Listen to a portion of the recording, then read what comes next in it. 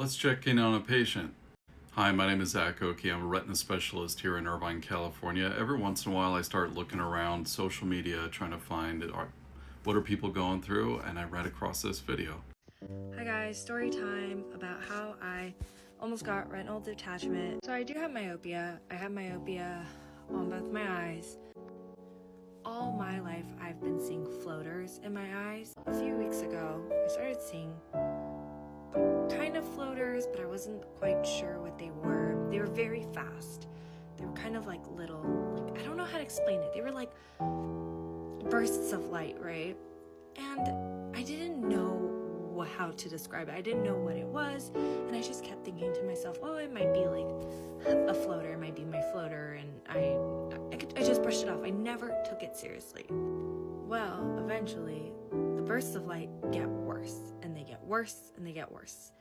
And I went to my optometrist, and I told her, and she took a look, and she's like, oh, well, you do have a floater, and something doesn't look right. You need to see an ophthalmologist, ASAP. So far in this story, we've heard a couple details. This person is nearsighted. They've always had a couple little floaters in their vision, but then one day there's a sudden change. There's something new. There are flashy lights and then maybe a couple little floaters. This person goes to see their optometrist, and the optometrist finds something abnormal. What do you think they're going to find? To an ophthalmologist, he takes a look at my eyes and he's like, you have a tear. You're almost at detachment. We need to get you to a retinal specialist ASAP. So within the next hour, I'm at the retinal specialist's office. They do photos, they do scans, and ultimately they decided that the best form of treatment for me at this moment is laser photocoagulation. So what happened? A nearsighted person has new floaters. They go see a retina specialist, an ophthalmologist. They find some trouble, and the retina specialist recommends a laser procedure.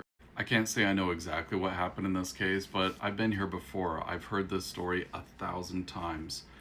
Most likely what happened, this person developed something called a posterior vitreous detachment. Posterior vitreous detachment refers to a situation in which the gel that fills the back of the eye separates away as a function of age and myopia, sometimes trauma.